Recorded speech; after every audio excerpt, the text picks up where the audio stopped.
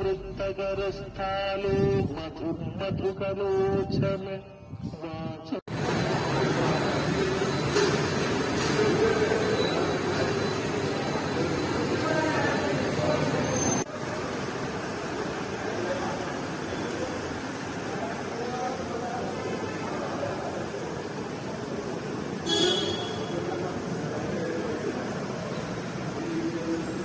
ഇത് മാടായിപ്പള്ളി വടക്കേ മലബാറിലെ ഇസ്ലാമികമായ ചരിത്രത്തിലെ ഏറ്റവും സുപ്രധാനമായ പള്ളികളിൽ ഒരു പള്ളിയാണ് മാടായിപ്പള്ളി.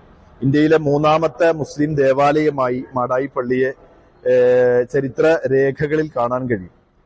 AD 629, അതായത് ഹിജറ 5, നബി കരീം സല്ലല്ലാഹു അലൈഹി വസല്ലമ തങ്ങൾ മക്കയിൽ ജീവിച്ചിരിക്കുമ്പോൾ തന്നെ ഇവിടെ പള്ളി നിർമ്മിക്കപ്പെട്ടു എന്നുള്ളതാണ് ഇതിന്റെ ചരിത്രപരമായിട്ടുള്ള ഏറ്റവും വലിയ പ്രാധാന്യം എന്നുള്ളത്.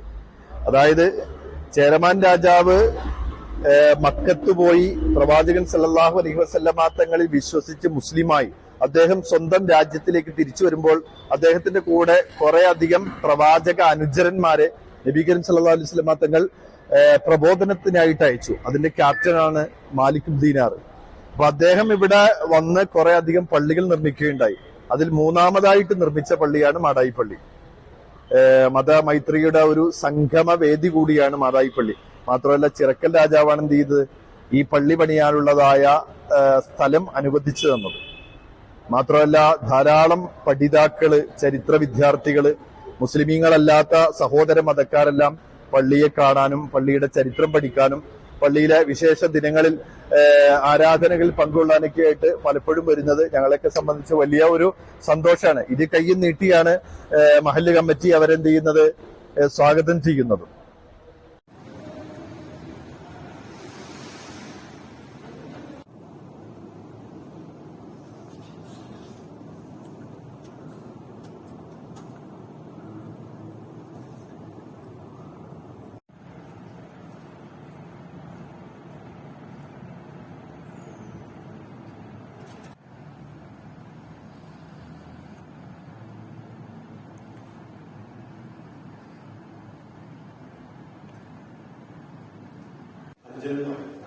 അവരിവിടെ താമസിച്ച് ഇവിടെ തന്നെ മരിച്ച് അടുത്തിട്ട്